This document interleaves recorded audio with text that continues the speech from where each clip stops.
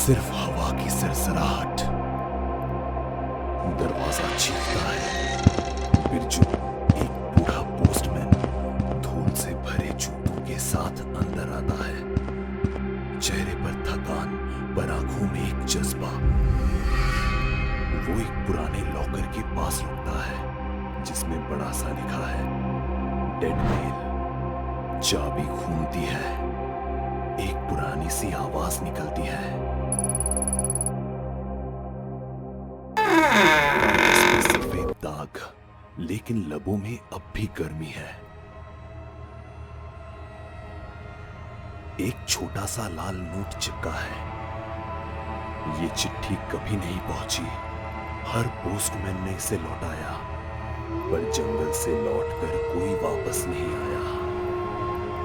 चाहे कुछ भी हो जाए, ये मोहब्बत भरी चिट्ठी मैं जरूर पहुंचाऊंगा। दो प्यार करने वालों को जरूर मिलवाऊंगा। ठंड का मौसम है। बिरजू चूल्हे के पास बैठा है, हाथ सेक रहा है। मोहन, उसके बचपन का दोस्त, परेशानी में इधर उधर घूम रहा है। बिरजू, पागल मत बन। उस जंगल में अंधेरा दिन से पहले ही घुस आता है। कई लोग गए, कोई वापस नहीं आया। इसमें बहुत बड़ा खतरा है। अगर 72 साल बाद भी किसी का प्यार जिंदा है, तो वो चिट्ठी भी जिंदा है। शायद देव अभी भी उस खत का इंतजार कर रहा हो। मैं उसे जरूर दूंगा। शायद दो प्यार करने वाले मिल जाए। तू भूल रहा है, हम डाकिया हैं। हमारा फर्ज है चिट्ठी को उसकी सही जगह पहुंचाने का। तेरा दिमाग खराब हो गया है। बची खुची जिंदगी जी ले। भाभी और बच्चों को तेरी जरूरत है। मोहन, मेरे लंगोटिया यार, मुझे मत रोक। तुझे दोस्ती की कसम। बिरजू की आंखों का दर्द देखकर मोहन चुप हो जाता है। तभी एक ठंडी हवा के झोंके से चूल्हा बुझ जाता है। शायद कुदरत भी कुछ कहना चाहती हो।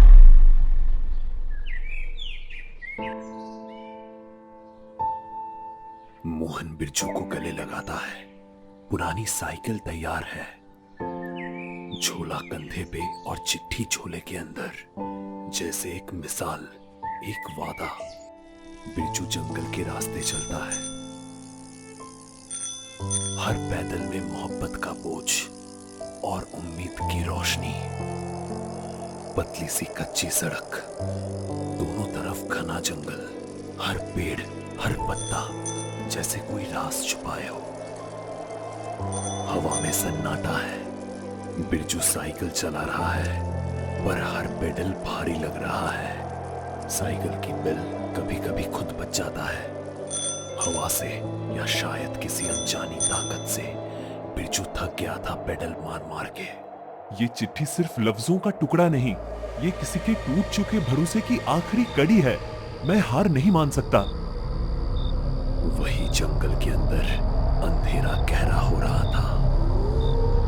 हवा का एक अजीब सा झोंका चल रहा है, जो हर चीज को अपनी गिरफ्त में ले रहा है। फिजा में कुछ अजीब सी आवाजें घूम रही है, जैसे कोई पुरानी रूह किसी पुरानी कहानी की फुफकार सुनाई दे रही हो।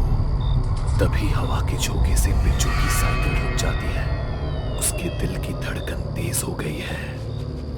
क्या ये हवा है या कुछ और? कुछ समझ नहीं आता।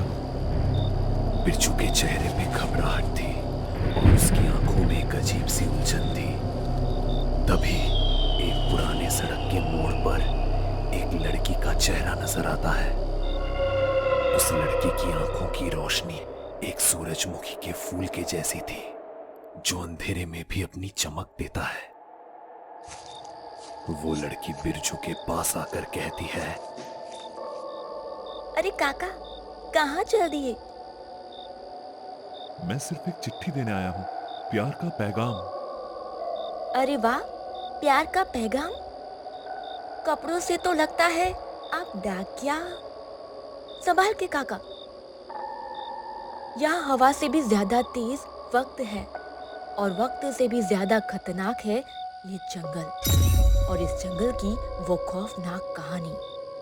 आगे सीधे झाड़ियों की तरफ एक मंदिर मिलेगा और मंदिर की घंटी से एक औरत की आवाज सुनाई देगी। शायद उससे तुम्हें कुछ मिल जाए। मैं चलती हूँ। लड़की की बात कुछ समझने से पहले वो अपने कदम झुकाकर धीरे धीरे अपने रास्ते पर चल पड़ता है। लड़की, रुक जाओ, कहाँ जा रहे हो? बिरजू ने अपनी आंखें उसके पीछे डाली और जैसे ही उसने पलट कर देखा, एक पल में लड़की गायब हो गई थी। बिरजू की आंखों में गहराई थी और दिल में एक अजीब सी खौफ का समुंदर। क्या उस लड़की ने सच में कुछ जाना था या फिर ये सिर्फ उसका दिमाग था जो अपने आप को खौफ के साथ समझाने की कोशिश कर रहा था? बिरजू को पता नहीं था, लेकिन उसका मन कह रहा था कि उस लड़की की बात को नजरअंदाज नहीं कर सकता। उसने अपने कदम बढ़ाए और मंदिर की तरफ चलना शुरू कर दिया। जंगल की सड़क अब भी खामोश थी, बस बिरजू के साइकिल की आवाज सुनाई दे रही थी। जब बिरजू जंगल के बीच से गुजरता हुआ मंदिर के पास पहुंचता है, तब माहौल और भी ज्यादा भयानक हो चुका होता है। मंदिर एक पुराने जमाने का वीरान स्थान था। टूटी फूटी दीवारें, जले हुए दिए और हवा में अजीब सी बू आ रही थी। लेकिन सबसे अलग थी घंटियों की आवाज। एक अजीब सी धुन में बज रही थी, जैसे किसी औरत के दर्द भरे चीख से मिलकर बनी हो।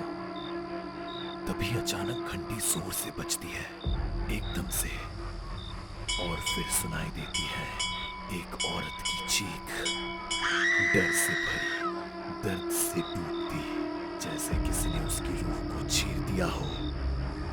बिरजू का चेहरा पीला पड़ जाता है। उसका हाथ चिट्ठी पे जाता है, जैसे वो उसका सहारा हो। वो मंदिर के दरवाजे की तरफ बढ़ता है, तभी एक जोर से आवाज होती है, हा हा हा हा। एक अजीब सा हंसना, ना बचपन का ना बुढ़ापे का, एक पागल सी हंसी, और सामने एक बुढ़ा आदमी निकलता है, उम्र 90 साल के करीब, कपड़ों से फटा पुराना, लेकिन आंखों में अजीब सी चमक। चेहरा तो बिल्कुल वीरानी से भरा, लेकिन हरकतें एक पागल बच्चे जैसी। कौन है आप ठीक है? चिट्ठी चिट्ठी तुम भी ले आए। जैसे वो लाया था, वक्त के साथ सब गुम हो गया, सब कुछ। आप किसकी बात कर रहे हो? कौन लाया था? सालों पहले। लेकिन उसकी रूह यहीं फंस गई, वक्त ने उसे चबा लिया। क्या मतलब? क्या हुआ था उसके साथ? मंदिर में मत जाना। वो घंटी, वो चीख, वो किसी की दुआ नहीं, वो उसी रूह का फंदा है। छोड़ दे ये चिट्ठी, वरना तू भी यही का हो जाएगा। तू भी मर जाएगा, तू भी मर जाएगा। बिरजू की सांस फूल रही है। उसके हाथ में चिट्ठी का कागज अब थोड़ा गीला हो चुका है, पैसे या हवा के असर से, पता नहीं। उस बुढ़े की आंखों में सिर्फ पागलपन नहीं, एक सच्चाई थी जिसे समझाना मुश्किल था।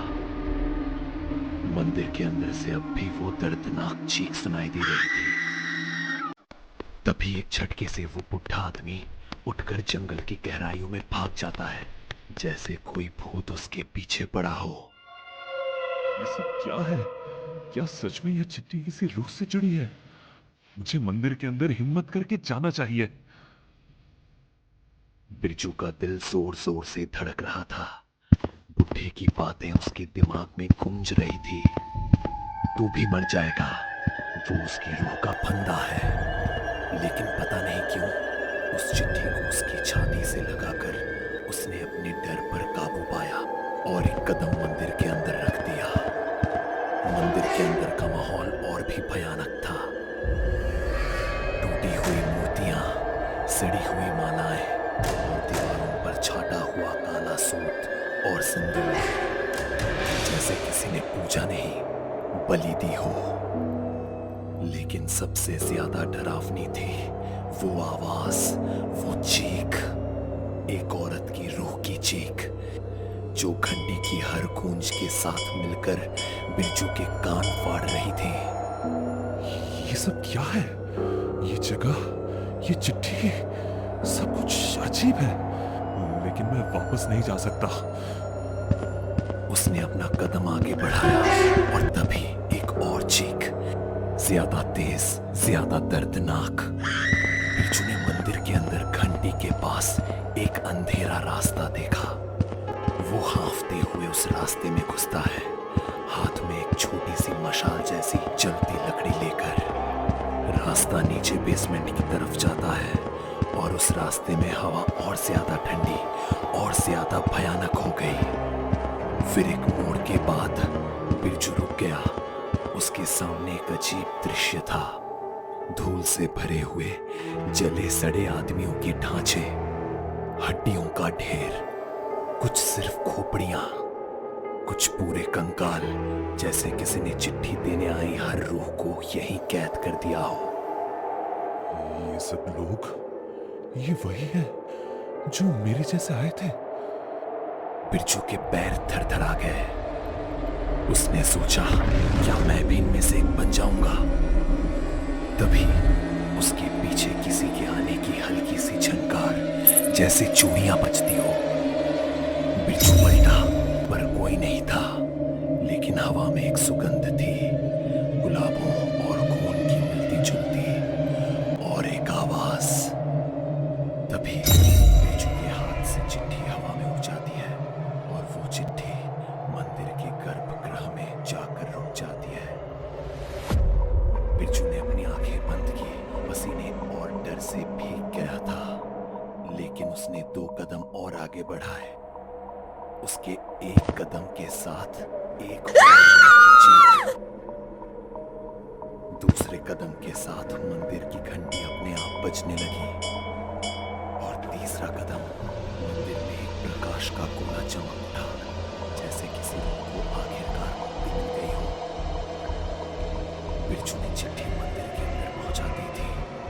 सब कुछ शांत था, या शायद ऐसा लग रहा था, लेकिन जैसे ही उसने पीठ घुमाई, अचानक एक जोरदार चीख एक औरत की, चीख दर्द की नहीं, गुस्से की थी, और एक काली छाया हवा में से निकलकर बिरजू के ऊपर पड़ती है।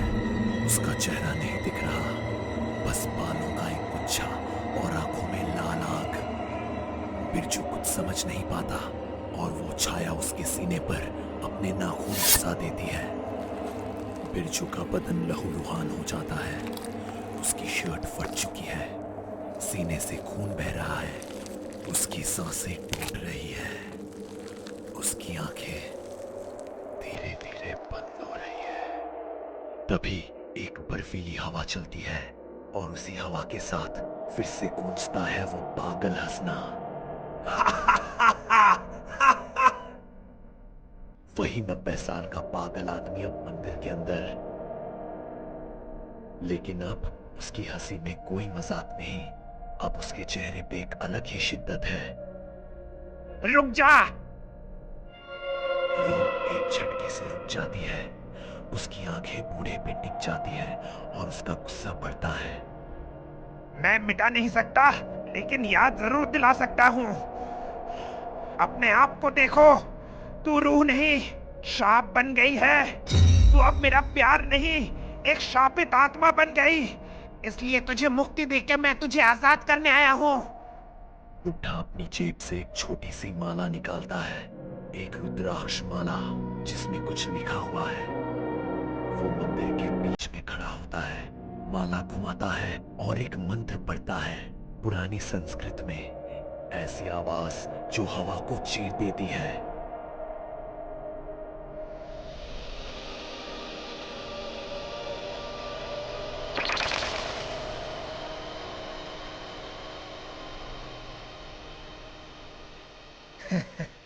चिट्ठी पहुंच गई, आत्मा आजाद हुई। सुबह की पहली किरण मंदिर के अंधेरों में उतर रही थी। पिछली रात के सारे भूत, सारे जख्म, सब कुछ जैसे एक सपना बन गया हो। बिरजू धीरे धीरे आंखें खोलता है। उसकी शर्ट खून से भरी है, लेकिन जख्म गायब है, जैसे किसी ने उसे छूकर साफ कर दिया हो। वो उठने की कोशिश करता है, कंधे पर दर्द है, पर सांस ले सकता है। मंदिर के अंदर अब शांति है। मैं जिंदा हूं। वो आसपास देखता है, वो बुढ़ा आदमी कहीं नहीं दिख रहा। ना वो छाया, ना लहू, ना चीख। मंदिर के बीच में जहां उसने चिट्ठी रखी थी, वहां एक छोटी सी जोत जल रही है और उसके पास रखा है एक पुरानी फोटो फ्रेम, जिसमें वही खूबसूरत लड़की मुस्कुराती हुई दिखती है, जिसने उसे जंगल में मिलकर मंदिर का रास्ता बताया था। तो वो लड़की रूह थी। उस फोटो के नीचे लिखा था, चिट्ठी मिल गई और प्यार को मुक्ति, शुक्रिया। बिरजू की आंखों से आंसू निकल जाते हैं। एक आम डाकिया जिसके कंधे पर बस एक बैग था, आज एक आत्मा को शांति देकर जा रहा है। वो बाग के बाहर निकलता है। अब जंगल का अंधेरा छट चुका है। सूरज की रोशनी पहली बार उस रास्ते को छू रही है जहां पहले हवा भी डर के साथ चलती थी। दोस्तों, कुछ चिट्ठियां मोहब्बत की होती है, कुछ रूह की और कुछ वक्त के पार से आई होती है। बस उन्हें समझने के लिए जरूरत होती है एक डाकिये जैसे दिल की।